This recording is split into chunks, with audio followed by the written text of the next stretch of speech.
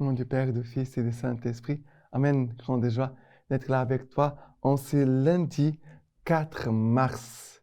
Et nous sommes déjà à la 3e semaine du temps du carême. Ça passe vite. Il faut courir. Il faut avancer. Et maintenant, la première lecture d'aujourd'hui, c'est 2e Roi, chapitre 5, à partir du verset 1. Naaman, chef de l'armée du roi d'Aram, était un homme en grande considération en faveur auprès de son maître, car c'était par lui que le Seigneur avait accordé la victoire aux Araméens. Mais ces vaillants hommes, 20 hommes, étaient lépreux.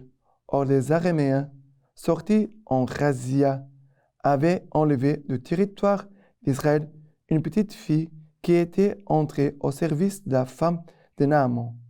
Elle dit à sa maîtresse: « Ah, si seulement mon maître s'adresserait au prophète de Samarie, il le délivrerait de sa lèpre. » Naaman alla informer son seigneur. « Voilà, dit-il, de quelle et quelle manière a parlé la jeune fille qui vient du pays d'Israël. » Le roi d'Aram répondit: « Pars donc, je vais envoyer une lettre au roi d'Israël. » Naaman partit, prenant avec lui 10 talents d'argent, 6 000 cycles d'or et 10 habits de fête.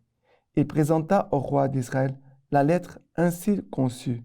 « En même temps que te parvient cette lettre, je t'envoie mon serviteur Naaman pour que tu le délivres de sa lèpre. » À la lecture de la lettre, le roi d'Israël déchira ses vêtements et dit: « Suis-je un Dieu qui puisse donner la mort et la vie pour que celui-là me demande de délivrer quelqu'un de sa lèpre? Pour sûr, rendez-vous bien compte qu'il me cherche querelle. » Mais quand Élisée, l'homme de Dieu, apprit que le roi d'Israël avait déchiré ses vêtements, il fit dire au roi: « Pourquoi as-tu déchiré tes vêtements? Qu'il vienne donc vers moi, et il saura qu'il y a un prophète en Israël. » Naaman arriva avec son attelage et son char et s'arrêta à la porte de la maison d'Élisée. Élisée envoya un messager lui dire: « Va te baigner cette fois dans le Jourdain, ta chair redeviendra nette. » Naaman, irrité, s'en alla en disant: « Je m'étais dit, sûrement il sortira et se présentera lui-même. Puis il invoquera le nom du Seigneur, son Dieu.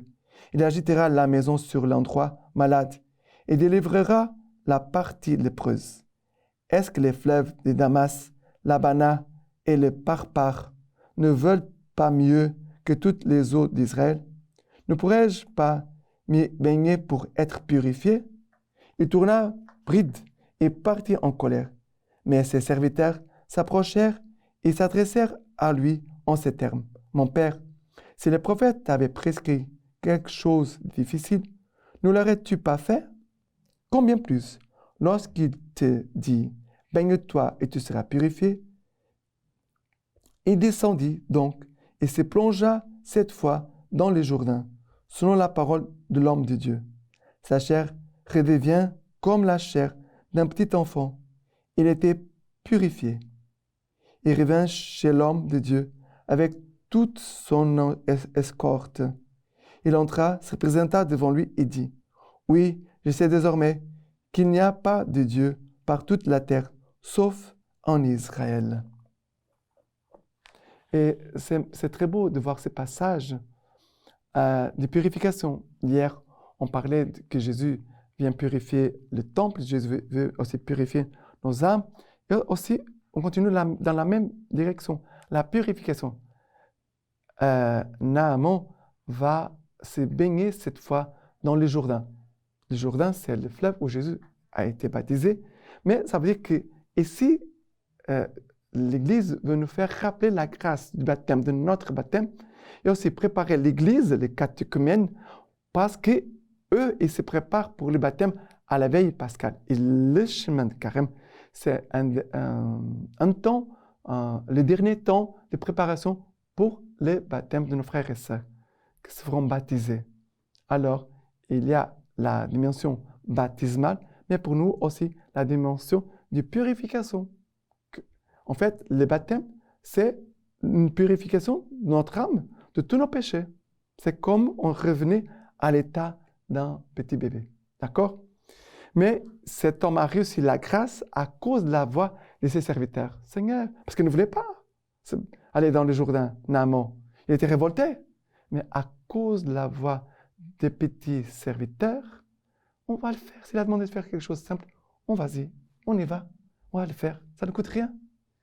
Il va obéir à la voix des petits. Il va retrouver la grâce. D'accord? Et le psaume d'aujourd'hui, c'est le psaume 42. Psaume 42 à partir du verset 2.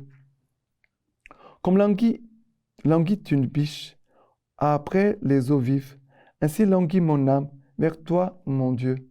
Mon âme a soif de Dieu vivant. Quand irai-je et verrai-je la face de Dieu? Après les versets, les psaumes 43. Juge-moi, envoie ta lumière et ta vérité. Elles me guident, me mèneront à ta montagne sainte, jusqu'en tes demeures.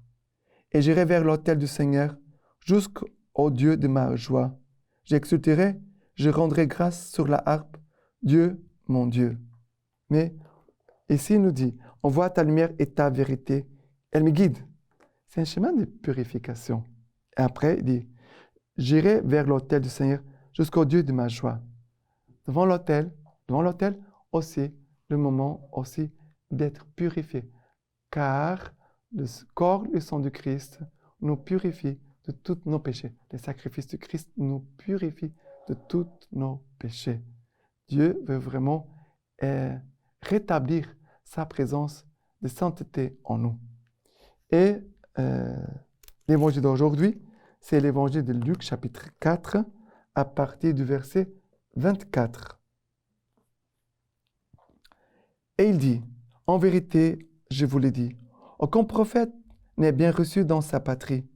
Assurément, je vous l'ai dit, il y avait beaucoup de veuves en Israël au jour d'Élie, lorsque le ciel fut fermé pour 3 ans et 6 mois, quand survint une famine sur tout le pays.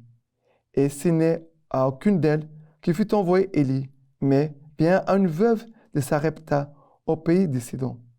Il y avait aussi beaucoup de lépreux en Israël, au temps du prophète Élisée. Et aucun d'eux ne fut purifié, mais bien Naaman le Syrien. Entendant cela, tous dans la synagogue furent remplis de fureur, et s'élevant, ils les poussèrent hors de la ville, et les menèrent jusqu'à un escarpement de la colline sur laquelle leur ville était bâtie, pour l'en précipiter. Mais lui, passant au milieu d'eux, allait son chemin. Alors, ici il nous dit, au jour encore sûrement, je vous l'ai dit, il y avait beaucoup de veuves en Israël.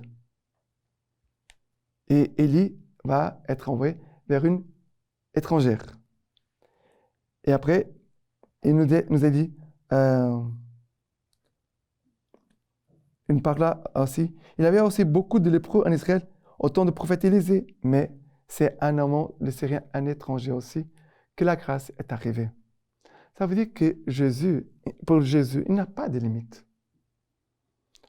Ici, la veuve et Naaman, ils étaient les deux personnes qui n'appartenaient pas au peuple d'Israël. Ils vont recevoir une grâce, les deux, des grâces très importantes. Ça veut dire que Dieu veut nous dire que c'est toi et moi, on n'accueille pas sa grâce. Dieu ne va pas garder sa grâce pour lui. On ne dit pas, je vais garder ma grâce, voilà, je vais voir si quelqu'un encore ici, un catholique, va recevoir la grâce. Non, c'est nous les catholiques, on ne s'ouvre pas à sa grâce. Si on n'accueille pas sa grâce, Dieu va la donner à d'autres, à des païens. Car Jésus, il vient pour toute l'humanité, pour tous les hommes de cette terre. Dieu aime à tous. Nous avons la grâce d'avoir reçu la révélation de Jésus-Christ. Nous avons reçu la grâce d'appartenir à l'Église que Jésus a fondée, l'Église catholique. mais Dieu n'est pas enfermé dans une boîte que sommes nous, l'Église catholique.